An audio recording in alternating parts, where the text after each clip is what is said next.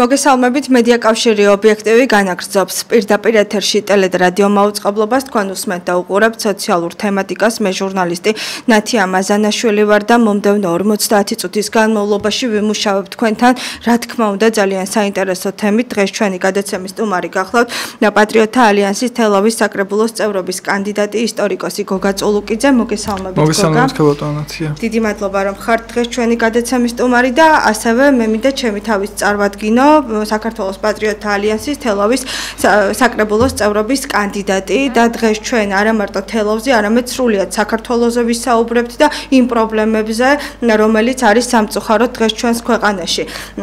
557-95-58 მაყურებელი, რა თქმა უნდა, აქტიურად შემოვა დღეს სოციალურ თემატიკაში და მოვისმენთ ყველა მოსაზრებას, ყველა პოზიციას. რა თქმა უნდა, ველოდებით თელავიდან და თელავის რაიონის სოფლებიდან ზარებს და ჩვენ 7 სექტემბერს კვირას მოვდივართ თელავში, გავმართავთ სამუშაო შეხვედრებს სოფელ წინანდალში, სოფელ კონდოლში, ქალაქ თელავში, სოფელ იყალთოში და ეტაპობრივად მოგახსენებთ როგორც ტელევიზიით, ასევე სოციალური მედიით იმის შესახებ, თუ პატრიოტთა ალიანსიდან სად ვიქნებით, როგორ და რა დროს შევხვდებით მოსახლეობას. გოგა, ზოგადად მე მინდა დავიწყო საუბარი სოციალური პრობლემებით და სოციალური ფონით, რომელიც არის სამწუხაროდ ჩვენს ქვეყანაში. დღეს ყველაზე მეტი ღატაკი ადამიანი ცხოვრობს ჩვენს დედაქალაქში თბილისში. აი როგორც არ უნდა წარმოუდგენელი იყოს, ყველაზე მეტი სოციალურად დაუცველი ადამიანი არის თბილისში და სამწუხაროდ აი ის არის რეალობა, რომ უამრავი ადამიანი დადის უფასო სასადილოებში, საიდანაც მოაქვთ საკვები. ხალხო, ეს არის ძალიან ტრაგიკული, ეს არის ძალიან ცუდი იმ კუთხით, რომ არის ძალიან მძიმე სოციალური ვითარება. ეს არ ხდება მხოლოდ თელავში, ეს არ ხდება მხოლოდ თბილისში, ეს არის სრულიად საქართველოს მასშტაბით პრობლემა. დიახ, მოგესალმებით, ნათია. უწინარეს ყოვლისა, მივესალმები ობიექტივის მაყურებელს. დაგეთანხმებით, რომ ნამდვილად ძალიან მძიმე ეკონომიკური ფონია, ძალიან და სოციალურ პრობლემებსაც რაც შეეხება, ძალიან ცუდი მდგომარეობა. უწინარეს ყოვლისა ვიტყვი იმას, რომ პირველ რიგში ადამიანი არ უნდა ეძებდეს პურს ურნაში, რაც ძალიან გულსატკენია და რაც ძალიან, ასე ვთქვათ, გულჩასაწყვეტია. აი ამის გამოსასწორებლად აი ამ ყველაფრის სოციალური ფონის ძალიან მნიშვნელოვანია ის ფაქტორი, რომ იყოს სამუშაო ადგილები. ისეთი, რომ ადამიანი უწინარეს ყოვლისა იყოს დაფასებული და ელემენტარული სტუმარი რომ მიუვა სახლში, არ იფიქროს იმაზე, რომ რა გააკეთოს და უხერხულ სიტუაციაში არ ჩავარდეს. აი ამ ყველაფრიდან გამომდინარე, სამუშაო ადგილებსაც შეეხება, ძალიან მნიშვნელოვანია ის ფაქტორი, რომ არსებობდეს ისეთი სამუშაო ადგილები, როგორც ასე ვთქვათ, ადამიანი აი ამ სამუშაო ადგილზე იქნება დაფასებული. ანუ თავისი შრომა რაც გასწია, აი ის იქნება დაფასებული. და აი ამ ყველაფრიდან გამომდინარე, რა თქმა უნდა, მისი ასე ვთქვათ, ფსიქოლოგია თუ გნებავთ ელემენტარული კუთხით, აი ეს ეკონომიკური ფონი, სოციალური ფონი ძალიან მოქმედებს ადამიანის ფსიქოლოგიაზე. და იმიტომ არის ამდენი ადამიანები დადიან უწინარეს ყოვლისა დანერვოზებულები. გეთანხმებით, იცით რა არის თითქოს და გოგა სამწუხაროდ მიჩნდება ხოლმე იმის განცდა, რომ აი მე ამდენი ვისწავლე, მე ამდენი ვიმუშავე სკოლაში 30 წელი გავატარე, ხა პირობითად სკოლას ვაბობ საბავშვო ბაღში 40 წელი ვიმუშავე და მე როგორ არ მეკუთვნის დაუშვათ იმაზე მაღალი პენსია, რომ ვისაც არაფერი არ გაუკეთება. მე რა თქმა უნდა ცუდი გაგებით არ ვიძახი, ყოველას ჩვენი ქვეყნისთვის რაღაც კარგი აქვს და სასიკეთო გაკეთებული, მაგრამ უნდა ფასობდნენ პედაგოგები, უნდა ფასობდნენ ძიძები, რომლებმაც ბაღში იმუშავეს და ძალიან ბევრი ჩვენი პატარა ბავშვი გაზარდეს, აღზარდეს თაობა, მასწავლებლები ხო?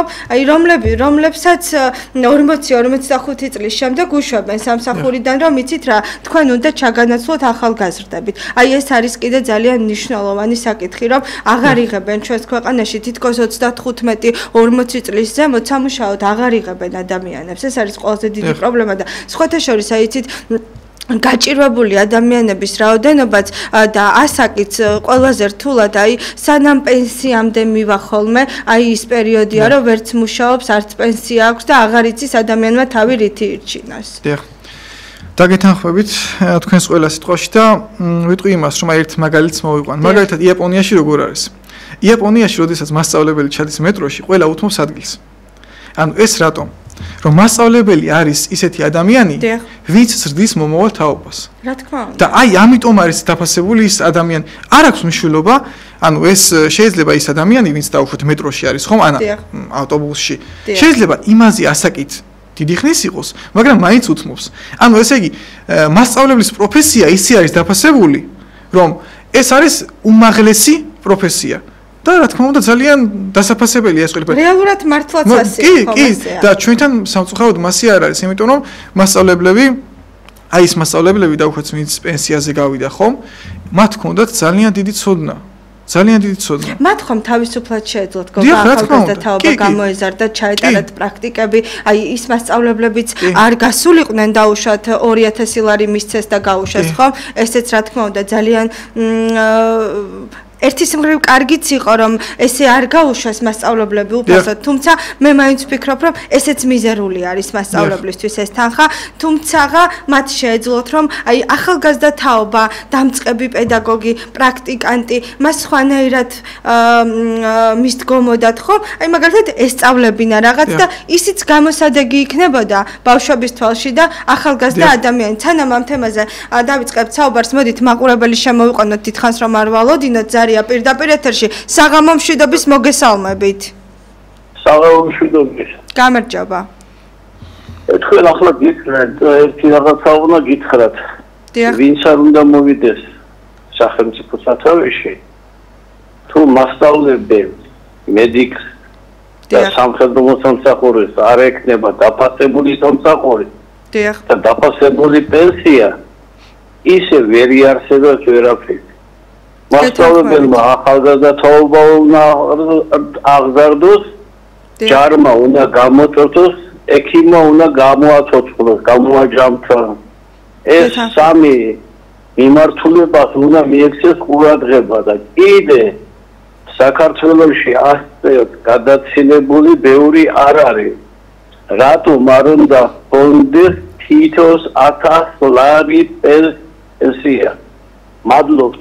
მადლობა ზარისთვის, დიდი მადლობა რომ გვისმენთ, გვიყურებთ 557-95-58 მაყურებელი რა თქმა უნდა აქტიურად მიიღებს სოციალურ თემატიკაში მონაწილეობას. აი ძალიან საინტერესო მაყურებელი იყო ახლა პირდაპირ ეთერში და ძალიან საინტერესო მოსაზრებაც გააჟღერა. ჩვენ სწორედ ამ თემაზე უნდა გვესაუბრა. დიახ, კი. რა თქმა უნდა, პირველ რიგში ადამიანი უნდა იყოს დაფასებული. პირველ რიგში, იმიტომ რომ თუ გნებავთ პენსია, რატომ არ უნდა იყოს კი მაღალი პენსია ადამიანის, რომელმაც იშრომა, თავის ქვეყნის განვითარებაში წვლილი შეიტანა და იმ ყველაფერიდან გამომდინარე, ის უნდა იყოს დაფასებული, ხომ? დღევანდელ რომ გადავხედოთ ფასებს, ყველაფერზე არის ძალიან მაღალი. ძალიან კატასტროფული ფასებია. აქტიურად ვერ იკვებება მოსახლეობა და ვერ ყიდულობს, აი მხოლოდ პროდუქტზე რომ ვისაუბროთ, კატასტროფა ხდება მარკეტში რომ შედიხარ. დიახ, კი. და ის პენსია ელემენტარული პენსიონერს ხომ არ ყოფნის იმაში რომ ელემენტარული წამლები იყიდოს. აქ სხვა რაღაცაზე კი არა ის საუბარი და ელემენტარული პური იყიდოს და ადამიანი მე ეძებს ურნაში პურს, ეს ძალიან გულშესაწყვეტია და ძალიან დიდი ასე ვთქვათ ადამიანებს შეხედავს პირდაპირ გულის ტკივა და პირდაპირ გულში უტყავს ეს ყველაფერი. რომ შენი მოქალაქე, შენ თანამოქალაქე, რა იცი რა დროს რაში გამოადგა შენს ქვეყანას, რა კარგი საქმე გააკეთა, ვინ პედაგოგი იყო მართლაც, ვინ ექიმი იყო. არა აქვს ამას მნიშვნელობა, სულ რომ არავინ არ იყოს. ხომ რატომ, როდესაც აი ასეთ კადრებს სამწუხაროდ გოგა ხშირად ვხედავთ ხოლმე, მართლაც გული ჩაგწყდება ადამიანს და იმაზეც ჩაგწყდება გული რომ უფასო სასადილოებიდან ბავშვებისთვის ნახევარი პურია გამოყოფილი და რაღაცა პურნახევარი უნდა იმყოფინოს ოჯახმა. აი ეს არის ძალიან ცუდი რამ. ეს არ შეიძლება რომ ხდებოდეს, იცით, ძალიან ბევრი ოჯახში ვარ შესული, ძალიან ბევრი სოციალური პრობლემები მომისმენია, სოციალურად დაუცველი ბავშვების მოსაზრება, აი როგორ შეიძლება დედოფლის ბოდიშით კარდენახში გადავიღე ერთი ოჯახი რამდენიმე წლის წინ და ბავშვი მეუბნება რომ მე ვერ დავდივარ სკოლაში ქალბატონო ნათია, იმიტომ რომ მე დავდივარ ტყეში რომ მოვიტანო ფიჩხი, შეშა, რომ ჩემი პატარა დაძმები არ იყვნენ სიცივეშიო ზამთარში. მეო სკოლისთვის სადმცალიაო, კითხვა დამისვა, იცით, მომიბრუნდა და კითხვა დამისვა. რა უნდა მეპასუხა? თქვენ რას უპასუხებდით? დიახ. ეს ალბათ ისეთი კითხვა, რომელიც ადამიანზე პირდაპირ გულზე ურტყამს. აი, არ ვიცი, იმიტომ რომ იცით რა არის?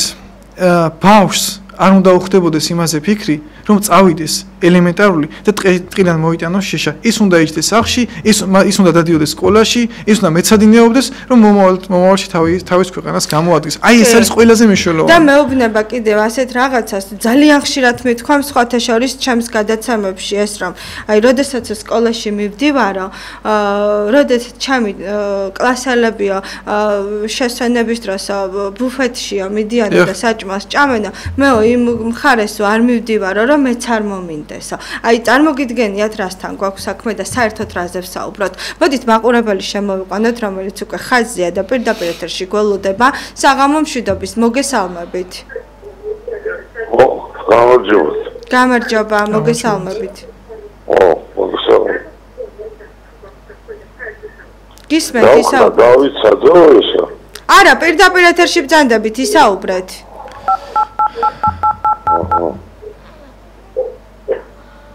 It's a matter დიახ. აი თქვენ შეგობთ ამ პენსიებს და თქვენ დასხმებით, მე ჩვენი ვარ, ებჯელობთ აი განცდა რომელთაც საუბრობთ. მედაპირულია, უცით არა და აი არსავას გვაკუთხედი ადამიანის არსებობით რა. ესე იგი, დაწყებული სახალხო დამცველი რას იცავს, ნუ ხედავთ რომ ისე, მაგრამ იასაც უნდა მოეთხოვოს, რომ რა თქმა უნდა ჩაწეროს იმ თავის წლეულ ანგარიშში, რომ აი ბოლო წლების განმავლობაში ბოდიშით რომ აი კითხვა მინდა დაგისვათ, თქვენ გინახავთ ბოლო წლების განმავლობაში სახალხო დამცველი, რომელიც ვინმეს უფლებას იცავს? მე არ მინახავს. არა, არ მინახია, მაგრამ ესეთი ვარგისი არ მინახია გაქვა. რაღაცე ჯობდა თქვენ. ეხლა ამ პენსიას დაუბრუნეთ, უგაცრავთ. დიახ. ეხლა უყურეთ. თქვენი ჩათვლით. ნახეთ, თუ სადმე არის ამაზე მსჯელობა, ძირითადად გადადის პური და წამალი. კი ბატონო, გეთანხმები. შევეკითხე, ხო, ეცოდით, აი მადროვე და უცბად გეტყვით და მე განავცეთ.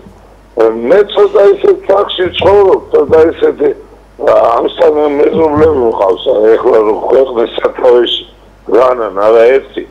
ხო და ეს კითხე, ეს პენსია საიდან იანგარიშეთ მე. ხო და მითხრა გულწრფელად ახალგაზრდა კაცია, რომ ეს ნანგარიშებია ადამიანის ფიზიოლოგიური მოთხოვნილების დაკმაყოფილების მინიმუმი. ანუ რაც შეგვიძლია ვთქვათ მცენარეებზე, ვთქვათ ცხოველებზე, შინაურ ცხოველს ეგეც არ ყოფნის, ახლა მოხედავთ როგორ განსხვავებაში ცხოვრობენ და რაღაცა, ხო? გადაეწვა იმას პენსიონერს ნატურა გადაეწვა. ეს არის იმისი წამლის ზემოც. ხო, იქ რაღაცა, ნუ აქ ახლა არ მინდა დიდი დროს დავიკავ, ასე შემდეგ როცა შენ აძლევ ფიზიოლოგიური გადაცემის დაკმაყოფილების სადგურს, ეს არის პრაქტიკულად ადამიანის მოყვანა მცენარის თუ რაღაცა გარეული ნადირის მდგომარეობაში, რომელიც მოიპოვებს ის ნადირი კაცო ტყეში. კი ბატონო. მცენარე არის უმწეო, თუ არ მიაწვდეთ წყალი, სასუქი რაღაცა. გასაგებია. თვითონ ვერ იმასავს, ხო და ამაზე ესე გულიანად ილაპარაკეთ. და არა ისე, ეხლა მე ისე არ გამიგოთ, რომ თქვენთან არავითარი პრეტენზია სხვა ამის ნახევარს გოლაპარაკობდეს კიდე რაღაცა, მაგრამ ზოგადად ჩვენთან არ არის ამისი კულტურა, რომ ასაკი დაფასდეს კაცო. გასაგებია, ძალიან დიდი მადლობა ზარისთვის. მე თქვენ გეთანხმებით იმაში, რომ აი ბატონმა ძალიან კარგად აღნიშნა, ერთადერთი პენსია, რითიც ადამიანს, რაც შეუძლია ადამიანს რომ იყიდოს, ეს არის პური და წამალი. ანუ ფაქტიურად ამის გარდა, ანუ ვერ შეძლებს თავისი პენსიით. აი მოდით ვიმსჯელოთ, ხო? მოხუცია უნდა ტკბილიც უნდა, წარეც უნდა, მჟავეც უნდა, ყველაფერი უნდა, მოხუცია, ხომ ვიცით როგორ უნდა იკვებებოდნენ მოხუცები და ბავშვები. რა თქმა უნდა, ყველა ადამიანი, მაგრამ მაინც პრიორიტეტი ხოლმე ბავშვები და მოხუცები არიან, იმიტომ რომ ისინიც პატარა ბავშვებივით არიან და სულ რაღაცა ტკბილი უნდათ და ნამცხვარი და ასე შემდეგ. მაგრამ დღეს ის პენსია, რომელიც არის ჩვენს ქვეყანაში, გოგა, ფიზიკურად არ შეუძლია პენსიონერს რომ იყიდოს ის რაც მას ესაჭიროება. მე ერთ-ერთ პენსიონერს დავუსვი კითხვა, რომ ბებო მეთქი, არ ვიცი სად ვიყავ, მგონი თიანეთში ვიღებდი ერთ-ერთ ქალბატონს და მე ვთხარი ქალბატონო, თქვენი შვილი ვერ გეხმარებათ მეთქი და რას ამბობო ბებო, აქეთ ვეხმარები ჩემ შვილსო. აი იმ პენსიით, წარმოგიდგენიათ? აი ეს ძალიან გულსატკენია. გეთანხმებით, იმიტომ რომ იცით რა არის, აი ამ სამუშაო ადგილები რომ არ არის, ხომ? აი ამ სამუშაო ადგილების გამო იძულებულია ადამიანი რომ აი ესეთი რაღაც გააკეთოს. რა თქმა უნდა, ოჯახის წევრია და დაეხმარება ქალბატონო ნათია. კი? დაეხმარება, იმიტომ რომ იმ სხვა გამოსავალი არ აქვს მას. აი ხა მაგალითად, მოდით თელავზე ვისაუბროთ, რადგან დღეს ჩვენ ვართ პატრიოტთა ალიანსის თელავის საკრებულოს წევრობის კანდიდატები მე და გოგა და ჩვენ მოგიწოდებთ, რომ აუცილებლად 8 ნომერი უნდა შემოხაზოთ არჩევნებზე, რომ ჩვენი ქალაქისთვის ორივე თელაველები ვართ, თელავში დაბადებულები, გაზრდილები, რომ რაღაც სასიკეთო გავაკეთოთ ჩვენი ქალაქისთვის, თუმცა მე და გოგა ისედაც აქამდე სულ ვცდილობდით, რომ თელავისთვის კარგი საქმეები გაგვეკეთებინა ხოლმე, მაგრამ თუ დაგვიჭერს ხალხი მხარს და ალბათ აუცილებლად დაგვიჭერს და ეს სისტემატიურად უნდა შემოხაზოთ და გააფერადოთ 8 ნომერი, ჩვენ რა თქმა უნდა უფრო მეტ რამეს გავაკეთებთ ჩვენი ქალაქისთვის. მოდით აი ავიღოთ თელავის მაგალითზე. ხომ შეიძლება რომ თელავში რაც სამუშაოები მიდის, პროექტები მიმდინარეობს, რაიონში, სოფელში მაგალითად ავიღოთ სოფელი იყალთო, არ გადავეკიდები სოფელი იყალთოს, ავიღოთ მაგალითად სოფელი კონდოლიც, ორი სოფელი, ავიღოთ ვარდისუბანიც ავიღოთ კიდე და წინანდალიც. სამუშაოები რომ ტარდება, ხომ შეიძლება რომ თვითონ მაცხოვრებლები, სოფლის მაცხოვრებლები დავასაქმოთ, ხო? თვითონ არიან სოფელში ახალგაზრდებიც, არიან პენსიონერებიც, თუმცა არიან აი მაგალითად გზისმცოდნეც, არქიტექტორიც არის, მშენებელიც არის, გამოცდილიც არის, გამოუცდელიც არის და მიცეთ იმ ადამიანებს სამსახური, მიცეთ იმ ადამიანებს შანსი, ხომ შეიძლება? და თუ დავუშვათ, ეხა როდესაც რაღაც საქმე არის გასაგებია, ეს ტენდერში უნდა მოიგო, ხომ არ შეიძლება ყველაფერი ტენდერი იყოს. მაგალითად მე ვარ დავუშვათ მწერალი, ხო? და მე არანაირი ხარჯები არ მაქვს, არც შეპესეზე მაქვს, ანგარიშების ბრუნვას ითხოვენ, თუ შენ სადმე რამე კონკურსში მონაწილეობა მიიღე, ანა ხო რაღაცა რამდენიმე ადამიანია გიმოწმებენ ბრუნვა რამდენი გაქვს, შემოსავლები რამდენი გაქვს, მე დავუშვათ დამწყები ვარ, არც ბრუნვა მაქვს, არც შემოსავალი მაქვს, არც არაფერი გამოცდილება არ მაქვს. ესე იგი მე ვერასდროს ვერ მივიღებ ტენდერში მონაწილეობას. აი ეს რას ნიშნავს, ხო? ხო შეიძლება რომ თვითონ რაიონში მომუშავე ადამიანები დავასაქმოთ. ჩვენივე რაიონში გაკეთებულ საქმეებზე. დიახ, აბსოლუტურად გეთანხმებით. ერთ მაგალითს მოვიყვან ქალბატონო ნათია, გეთანხმებით ყველა სიტყვაში. როდესაც ვასილ მჟავანაძე სხვათა შორის მე-20 საუკუნეში ძალიან ბევრი ქართული საქმე აქვს გაკეთებული. მოგეხსენებათ საბჭოთა კავშირი იყო, მაგრამ ეროვნული საქმის გაკეთება ყოველთვის შეიძლება.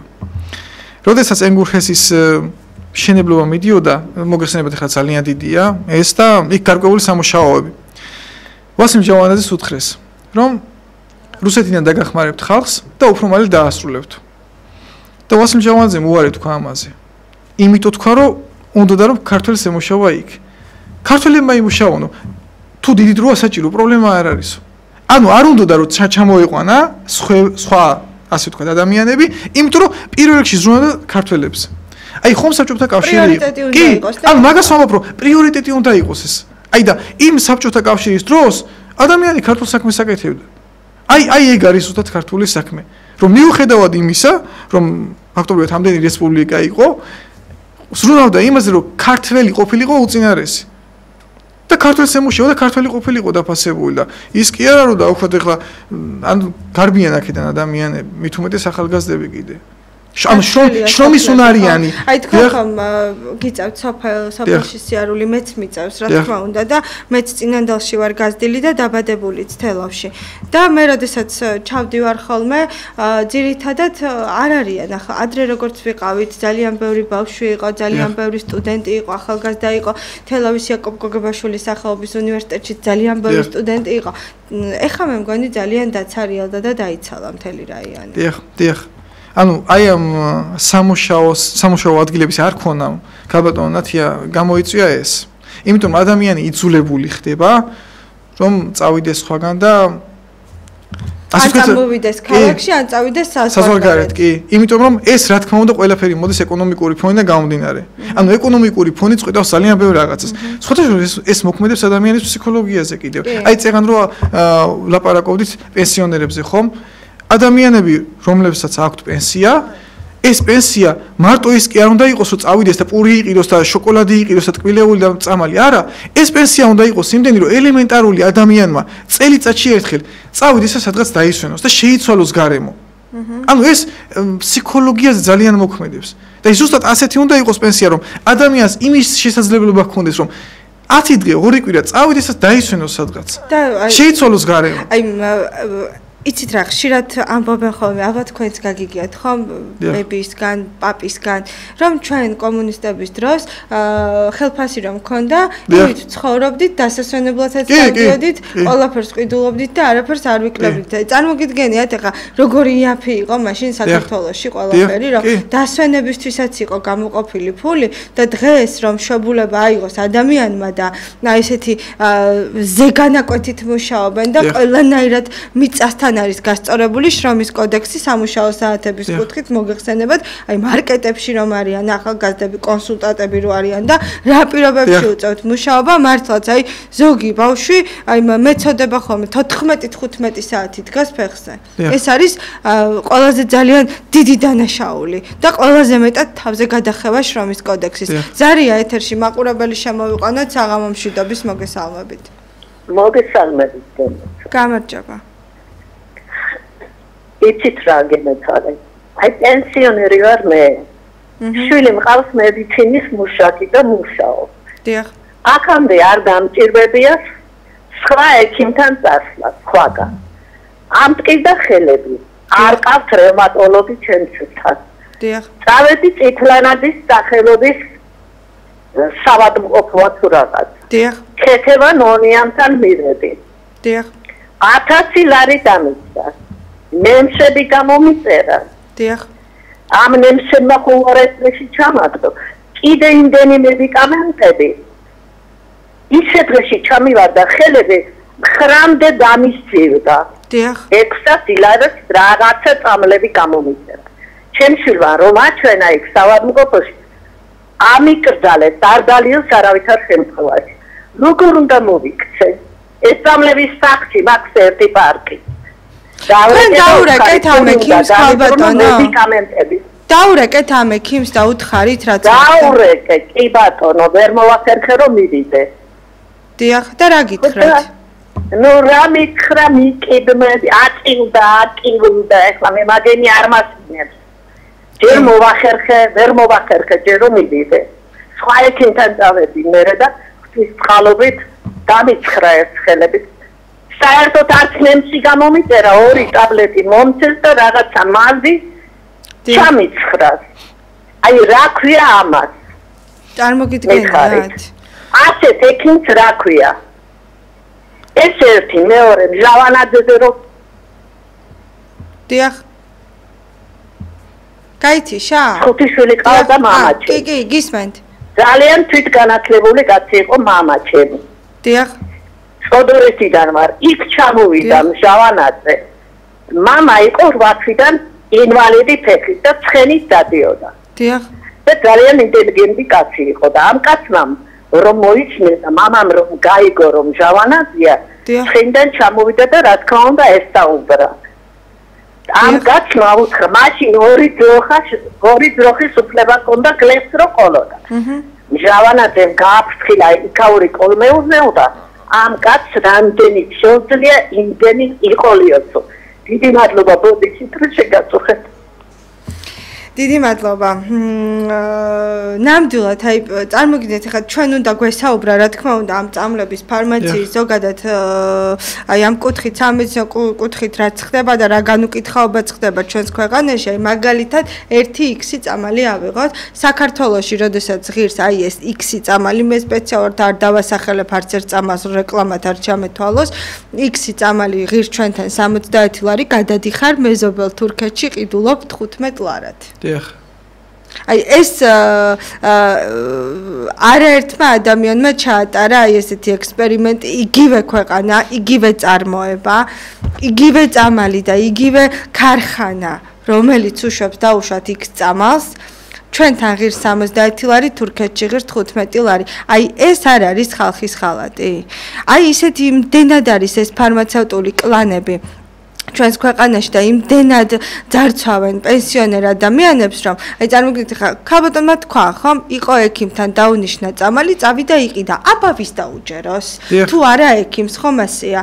წავიდა იყიდა, მაგრამ უარესი დამართა ამ ექიმმა. მე თუ მკითხავ, ამ ექიმს პასუხი უნდა აგებინოთ. მე ასე მოვიქცეოდი. დანდარჩენი თქვენ იცით უკვე, თუ ნამდვილად დამტკიცდება ექიმის ბრალეულობა, თუმცა მე არ ვიცი ამ კონკრეტულ кейსში რა იყო საქმე, თუ მობრძანდებით უკეთესად გავერკვევი. მაგრამ მე მინდა ვთქვა, რომ ჯანდაცვის მომსახურება დღეს ჩვენს ქვეყანაში არის ძვირი, თუ ხარ სოციალურად დაუცველი, რა თქმა უნდა, გიფინანსდება და ეს არის იდეალური და მე არ ვიძახი იმ კუთხით, რომ ჯანდაცვის კუთხით ჩვენს ქვეყანაში არაფერი გაკეთებულად თქვა, ამას ვერ ვიტყვი, იმიტომ რომ ჩვენ გვახსოვს ავადსახსენებელი სააკაშვილის დრო, რომ ადამიანები ჯანმრთელობის გამო ბინებს ყიდიდნენ, არაფერი არ უფინანსდებოდა, არანაირი ოპერაცია არ ფინანსდებოდა, აი მართლა იმ ავადსახსენებელი 9 წელი რომ გავიხსენოთ ჯანდაცვის კუთხით, საერთოდ არც ვიცოდით, სად იყო ჯანდაცვის სამინისტრო და რას აკეთებდა. ხომ დამეთანხმებით გქონდა.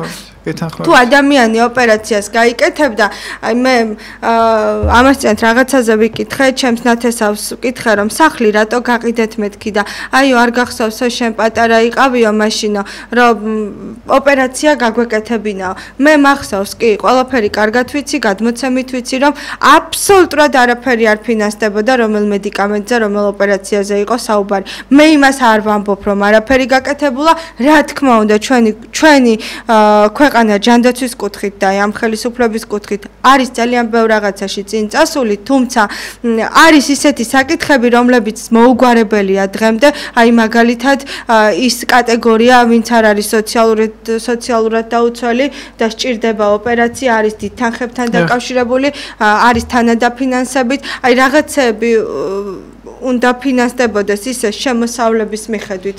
აი მე თუ მკითხავთ, აი ოჯახს რისი საშუალება აქვს, იცით, ცოდვა მართლა ადამიანი, ზოგს მართლა არ აქვს ის ფული. დიახ. აი ეს ძალიან მნიშვნელოვანი თემაა ქალბატონო ნათია და ერთი რაც არის ძალიან მნიშვნელოვანი, პროფესიონალი კადრი კიდევ. კი. პროფესიონალი კადრი. აი ხა ჩვენ წეგან საუბრობდით მე-20 საუკუნეს და მაშინ განათლება და კაი ეს განათლება იმ ხელა დონეზე იყო მისული, რომ პროფესიონალი კადრი იყო და დღესაც იმ პროფესიონალ კადრებზე დგას დღევანდელი ექიმების თაობა. დიახ. იმიტომ რომ ის ფუნდამენტი, აი საძირკველი რაც იყო, იქიდან მოდის ყველაფერი ქალბატონო ნათია. იქიდან მოდის, იმიტომ რომ ეს იყო თაობა, რომლებიც შემდეგ უკვე აღზარდეს მრავალი ექიმები და აი დღეს სამწუხარო რა არის? აი ამას ვიტყვი, რომ ეს თაობა რომ მიდის, აღარ რჩება უკვე ის პროფესიონალი კადრი, ვინც მომავალ თაობას აღზრდის. სამწუხარო. აი ეს, იმიტომ რომ ეს ყველაფერი უკვე განათლებას ეხება და ანუ განათლების სისტემას აუცილებლად ვცლა, თუმცა მაყურებელია ძალიან მიხარია, რომ ბევრი მაყურებელი შემოდის დღეს პირდაპირ ეთერში. მოგესალმებით, გამარჯობა, გისმენთ. გამარჯობათ.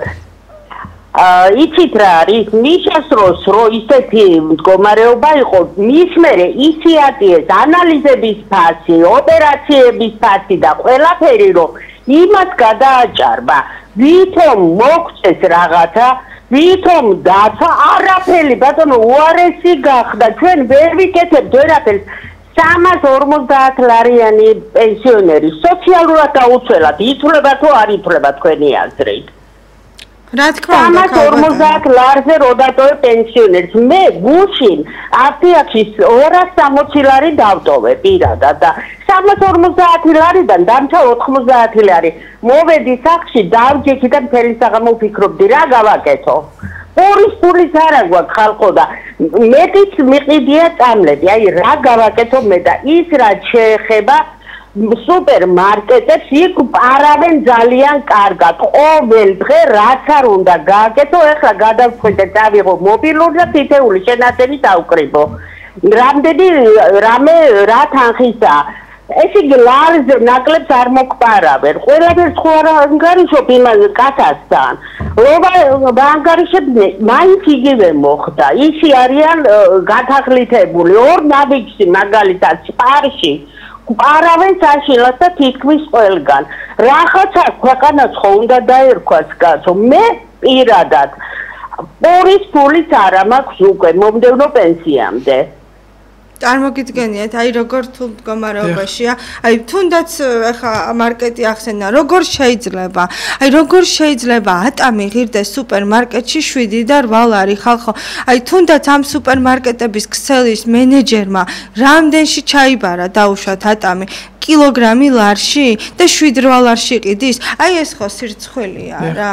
კახეთში გლეხები ყრიანი მატამს ლპება მოსავალი ლაგოდეხიდან დამირეკეს რომ კიტრი და ბადრიჯანი დამპალი გადაყარეს, ჩამეყარეს ფოტოები, იმიტომ რომ რეალიზაცია ვერ მოხდა. არა, არ შეუძლიათ, არ აქვთ გზის ფული, არ იყიდება, ვერ მოაქვთ, შენ უნდა უზრუნველყო, როცა შენი ქვეყანა ხარ. რატო აქვს თურქეთს სოფლის მეურნეობა კარგად მოწყობილი? რატო შემოდის ყოველთვის? რატო არის მარკეტში რო შეხვალ აწერია თურქული კიტრი, თურქული პომიდორი, თურქული ქლიავი, თურქული ყველაფერი აბსოლუტურად. რატო არის თურქული? იმიტომ რომ თურქეთს აქვს აი რაღაც უმაღლეს დონეზე სოფლის მეურნეობა, მოწყობილი მაცივრები, სათბურები, რეალიზაციის კუთხის გლეხების დაზღვევები, სეტყვის საწინა ყველაფერი აქვს იდეალურ დონეზე მოწყობილი და სხვა ქვეყნებთანაც აქვს რეალიზაცია, ახერხებს და იყიდება და ყიდის და ყოველთვის თურქული ღირს ქართულზე იაფი. როდესაც თურქული კიტრი ღირს დაუშვათ ამ პომიდორი 2 ლარი, ქართული ღირს 6 და 7 ლარი. ეს არის ჩვენი ქვეყანა. ასე უკეთებთ ჩვენს გლეხებს და ქართველებს რეალიზაციას. ხალხს ულპება ატამი, ულპებოდა და დამირეკეს ლაგოდეხიდან კიტრი და რამდენი კიტრი და ბადრიჯანი გადაყარეს. ცოდუ არ არის ეს ხალხი?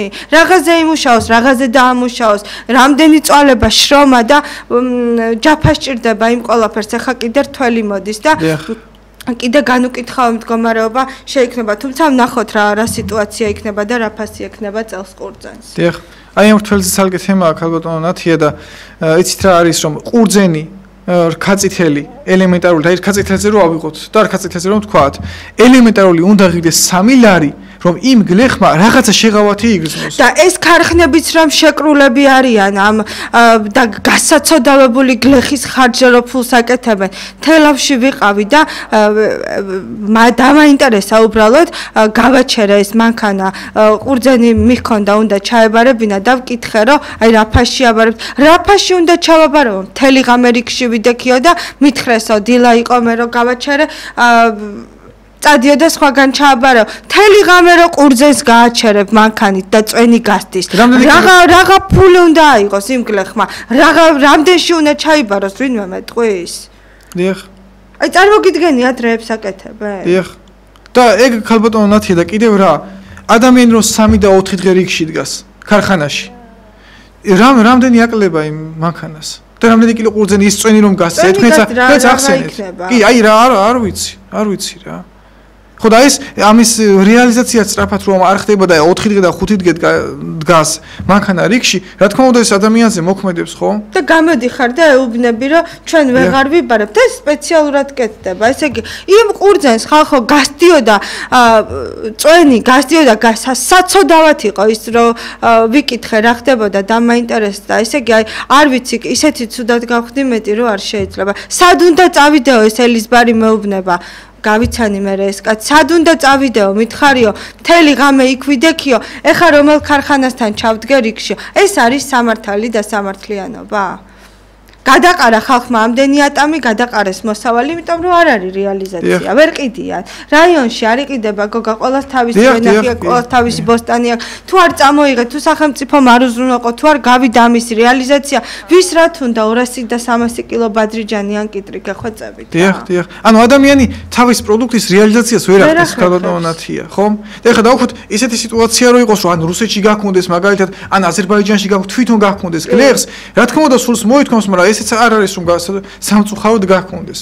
ანუ ამის საშუალება არ არის ელემენტარული. თორე თვითონ გაიტანოს და რეალიზაცია მოახდინოს აი ამ პროდუქტის, რა თქმა უნდა რაღაცა შვებას იგრძნობს. ხალხს მუშაობა არ ეზარება. კი, იძახიან აი იმუშავეთ თითქოს გაზარმაც და ხალხი არა. იცით რა? აი მაგალითად აქვს ვენახი, ვერ ახერხებ, მოგყავს, ვერ ახერხებს რეალიზაციას. ყავს საქონელი, საძოვრები აღარ არსებობს, გაყიდეს ყველაფერი. ხალხო გაყიდულია ყველა მიწა, აღარ არსებობს. ჯერ ხო ვერ იფორმებს ხალხი მამაპაპისეულ მიწებს. 55% არის გასაფორმებელი სრულიად საქართველოს მასშტაბით მამაპაპისეული მიწები. გასდის მერე ვადა და სახელმწიფო იწერს ამ მიწებს. საძოვრები აღარ არსებობს. ჩემი ბავშვობის დროს საქონელი დაყავდათ ხოლმე საძოვრებზე. აღარ არსებობს ეს საძოვრები, ყველგან რაღაცა შემოღობილია სახელმწიფოს ეკუთვნის. ეს რა მიწებია თუ ვინმე გამცემს პასუხს ძალიან მაინტერესებს. ეს ის მიწებია, რომ მაგალითად 20-30 წლის წინ ვერ დაირეგისტრირეს, ირბინეს, იყო მამაპაპისეული, გარდაიცვალა, გარდაცვალების შემდეგ ვეღარ გააფორმეს და ხანდაზმულობა გასდის ამ ნაკვეთს და იწერს მე სახელმწიფო, თორე აბა საიდან მოდის ეს მიწები? ქალბატონათი, ერთი კიდევ იცით რა არის? აი, ხომ არსებობს ეკონომიკური ფორმაციები. მაგალითად, აი კაპიტალიზმის ასე ვთქვათ, ცუდი შედეგი არის ის, რომ კაპიტალიზმმა გამოიწვია ადამიანებში შუღლი. მაგალითად, სოციალიზმის დროს ხომ, თუ ცხოვრობდა 2 და 3 მეზობელი, ეს ცხოვრობდა ერთნაირად. ანუ ყველაფერი, დავუხოთ, იყო 25 მიასედი, ყველას ხონდა ეს 25 მიასედი. ყველა სახლი იყო დავუხოთ ერთნაირი. ანუ რატო ვიძახი ამას? რომ ვიღაც რომ არის მდიდარი და ვიღაც რომ არის ღარიბი, აი ეს იწოს შუღს მე ერთმანეთში. და მაშინ ამაზეც ნაფიქრი იყო, იცით? ამაზეც ნაფიქრი იყო და ადამიანებში არ იყო ეს ბოღმა და შუღლი. და ახლა ასია კიდევ. რომ ვიღაც არსებობენ მდიდრები და არსებობენ ღარიბები. აი საშუალო ფენა არ არის. ამის პასუხია, მაგრამ აუცილებლად უნდა ვთქვა, რომ მე სულ იმის მომხრევა, რომ სკოლებში იყოს ფორმა. დიახ. იმიტომ რომ აი მე ამ მაღაზიაში ბრენდული ტანსაცმელი შევიძინე და იმას მეორადიაცვია, აი არ მოხდეს ბავშვებში ამისი გარჩევა. ბულინგი და აქედან მოდის შემდეგ ყველაფერი. ვის რამდენი ნაკვეთი აქვს, როგორ აი მე ყოველთვის ვიყავი ამისი მომხრე, რომ იყოს ფორმა სკოლაში და ბავშვს ეთყობოდეს ბავშვობა. და არა ვიღაცას უჭირავს $2000 ტელეფონი და ვიღაცას საერთოდ არ აქვს. ვიღაცას აცვია 500 ლარიანი მაისური და ვიღაცას მეორადში ნაყიდი მაისური, ხო? აი, აქედან მოდის დაპირისპირება, აქედან მოდის დაჩაგვრა, აქედან მოდის ბულინგი, თვით რეალიზების უნარი აღარ გააჩნია იმ ბავშვს უკვე გოგა. არ შეიძლება ასეთი რამ, აი, ბევრ რამეზე უნდა იფიქროს სახელმწიფო როცა ხარ. ზარია ეთერში, მოდით მივესალმოთ მაყურებელს საღამო მშვიდობის გამარჯობა. გამარჯობა. მოგესალმებით. ქართულზე ეშმაკი და ქართულზე მოროთი ადამიანი არ დავადება დერამიკის გუნდზე. ყველა სუპერპირობა. ეს არის ღმერთის საჯეჭა, უკვე არ ზუბაბოვა. დაიმას ვერ შეგიძლია. გასაგებია, დიდი მადლობა ზარისთვის. 555-48-55-88 ჩვენი სტუდიის ტელეფონის ნომერი, შეგიძლიათ დაგვირეკოთ პირდაპირ ეთერში. დიდი მადლობა ზარისთვის. აი მაგალითად ძალიან მაინტერესებს როგორ ჩაივლის 2025 წლის რთველი და ჩვენ რა თქმა უნდა კიდევ ერთხელ შეგახსენებთ, რომ მე და გოგა გახლავართ საქართველოს პატრიოტთა ალიანსის თელავის საკრებულოს წევრობის კანდიდატები.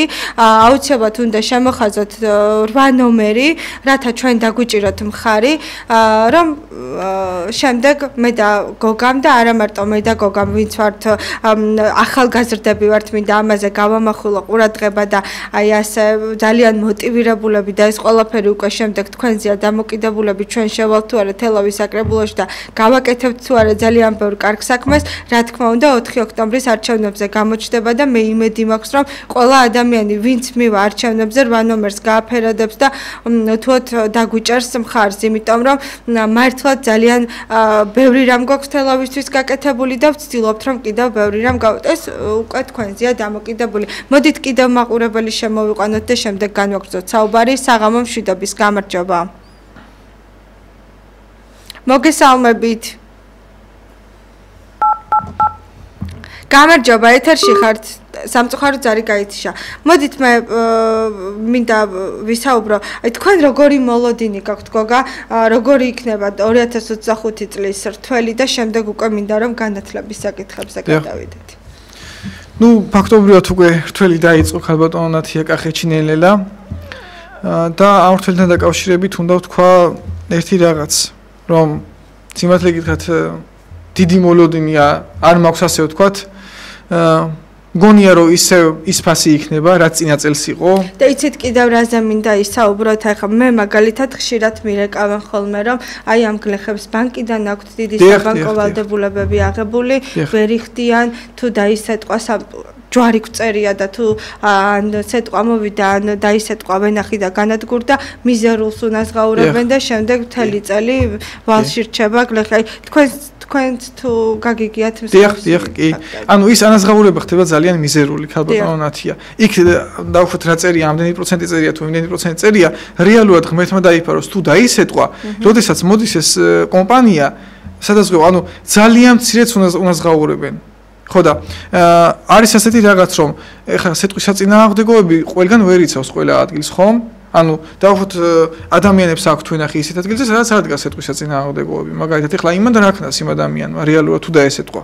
ხო, კი ბატონო, თუ დაზღვეული აქვს, კიდე არა უშავს, მაგრამ იქაც მაინც მინიმალურს უნაზღაურებენ. ანუ იმ 100%-დან არ ვიცი, ალბათ სადღაც 5%-ს, ასე ვთქვათ, 7%-ს ეგეც არ ვიცი. და გააჩნია მე ანუ ამას ხო თავისი ზომავენ, ანუ რა დოზით არის დასეტყვილი.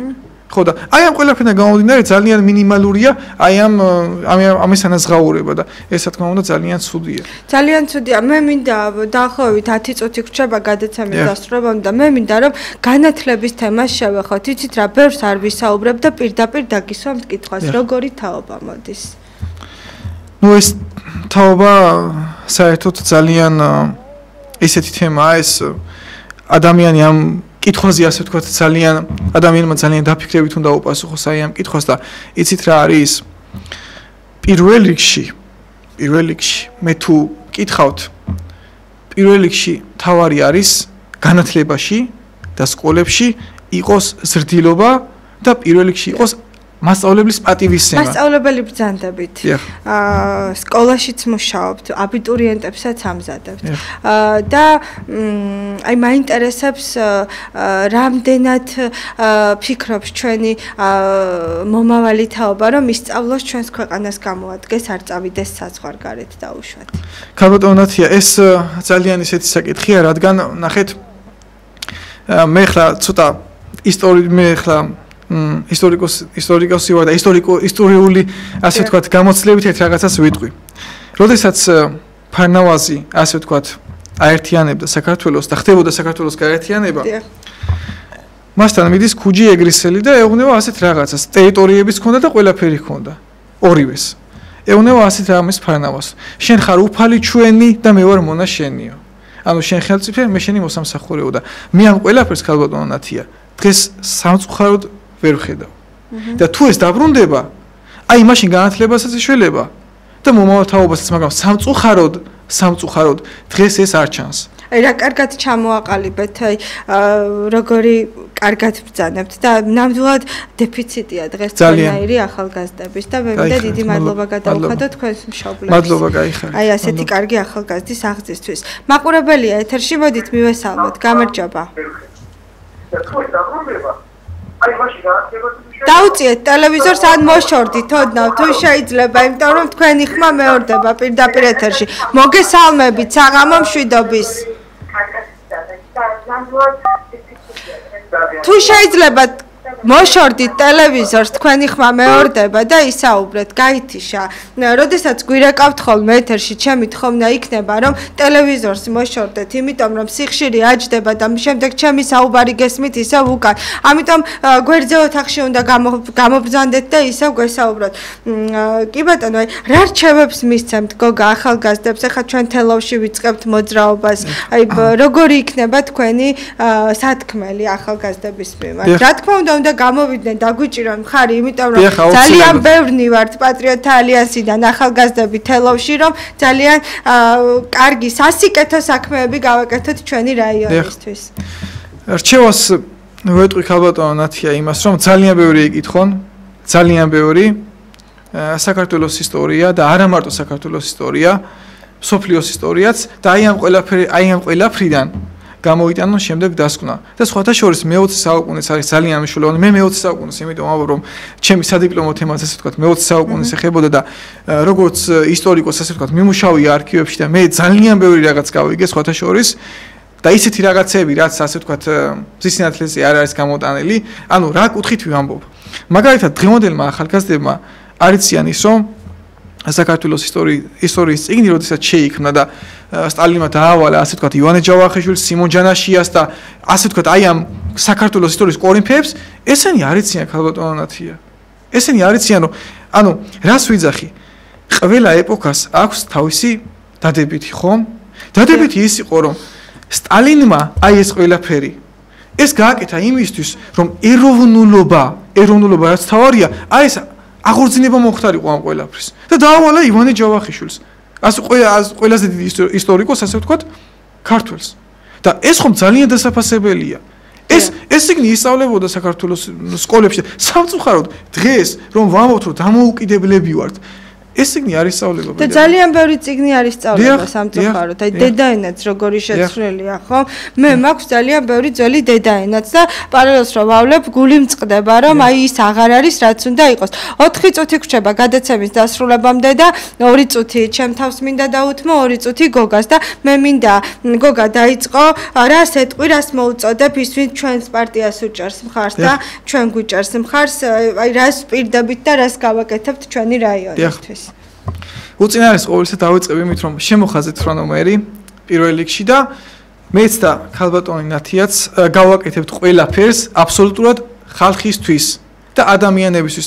აი ამ ძიმე ეკონომიკური ფონიდან გამოსაყვანად. აი ეს არის ძალიან მნიშვნელოვანი და იცით რა არის ხალბატონო ნათია, რომ ადამიანმა ელემენტარული შვება იგრძნოს. დიახ. ელემენტარული შვება იგრძნოს და თუ თვითონ ხალხი მოგწევს ამის საშუალებას, ჩვენ გავაკეთებთ აი ამ ყველაფერს და აუცილებლად იგრძნობს ხალხი.